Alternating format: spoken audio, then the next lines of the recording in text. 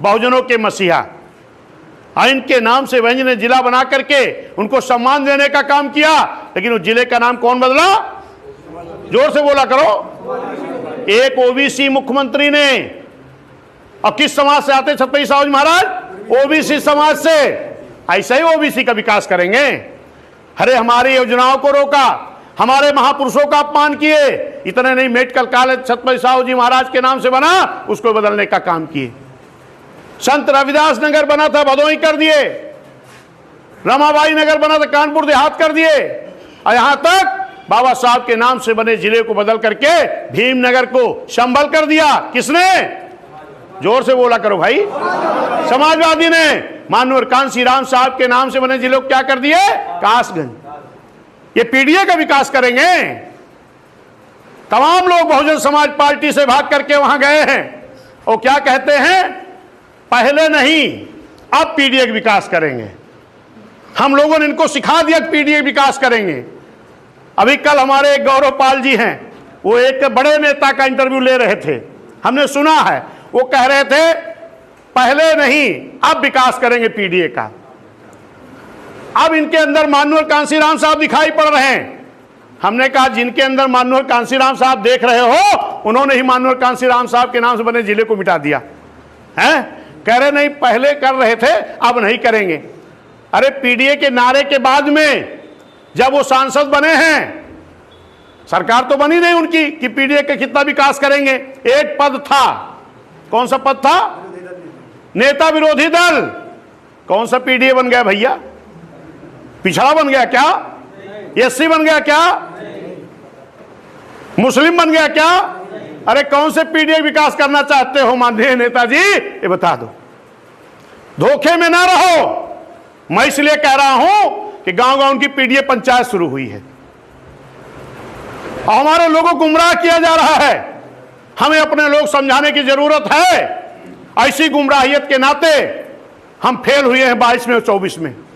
इसी 24 में एक तरफ भारतीय जनता पार्टी के लोगों ने कहा 400 पार ले आओ, संविधान बदलेंगे। इन्होंने कहा संविधान बचाएंगे। ये संविधान बचाएंगे जिन्होंने हमारे आर्टिकल को बदल करके हमारा नुकसान किया है। सावधान रहना है। इसीलिए माननीय बहन जी ने कहा मजबूती के साथ बूथ गठन कर लो, मजबूती के साथ सेक्टर कमेटी बना लो। अगर हर बूथ पर मेरे लोग मजबूत हो गए तो इनकी कोई चाल चलने वाली नहीं है। अगर बूथ पे हमारे मजबूत लोग हो गए, माननीय बहन जी ने जो काम किया है, जो काम इस देश की सरकारों ने 75-76 सालों में नहीं कर पाई, वो काम माननीय बहन जी ने 6 साल 6-7 महीने में करके दिखाने का काम किया है। किया कि नहीं?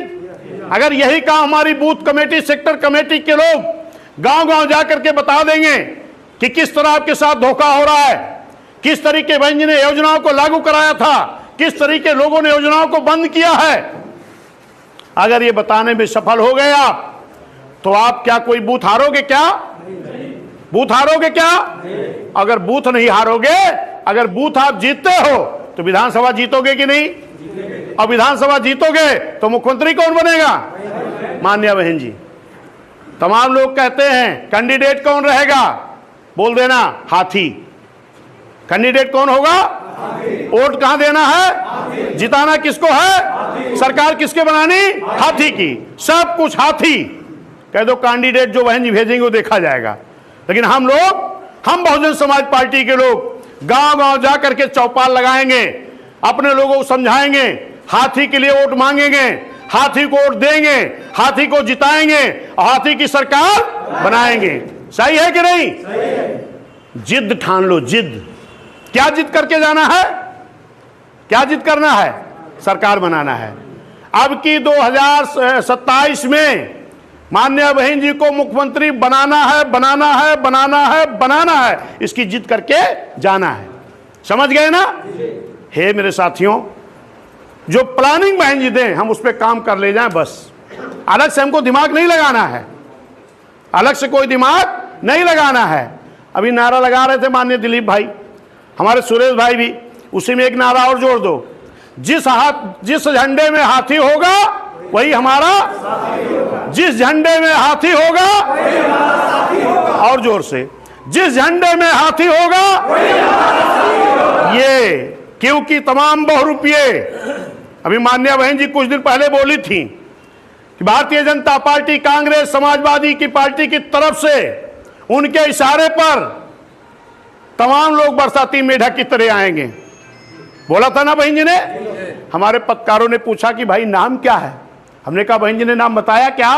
कहीं नहीं, कहीं आप ही बता दो। हमने कहा जो बरसाती मेढक की तरह टर टर करना शुरू कर देंगे, आप जान जाना कि यही लोग हैं भारतीय जनता पार्टी, कांग्रेस, समाजवादी की भेजे हुए मेढक। सही है कि गलत है? वो तड़फड़ा रहे हैं जो साजिश की तरह। जब आपने 2007 में बहुजन समाज पार्टी की सरकार बनी थी तो आपने एक नारा दिया था। पहले क्या नारा देते थे? यूपी की मजबूरी है माननीय बहन जी, जरूरी है।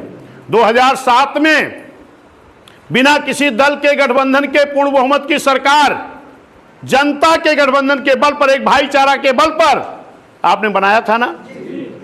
तो फिर वही करना है, फिर जनता का गठबंधन बनाना है। तमाम लोग आपको हौसले को गिराएंगे कि उधर 38 दल, उधर 28 दल, आप कह दो चाहे इतने दल हों, हम बहुजन समाज के लोग जनता का गठबंधन बनाएंगे और जनता के गठबंधन के बल पर 2007 के तर्ज पर फिर 2027 में माननीय बहन जी को पूर्ण बहुमत के मुख्यमंत्री बनाएंगे। बस हौसला मत गिराना, क्योंकि इस तरह के लोग तमाम घूम रहे बहुरूपिया। जिस तरीके जैसे 2007 में जब आपने नारा दिया था यूपी की मजबूरी है माननीय बहन जरूरी है, आपकी पूर्ण बहुमत की सरकार बन गई थी ना। लेकिन जैसे आपने नारा दिया कि यूपी हुई हमारी, अब दिल्ली की बारी है, तब उनके सीने और पेट में दर्द हो गया जो दिल्ली में बैठे थे। तब उन लोगों ने एक साजिश के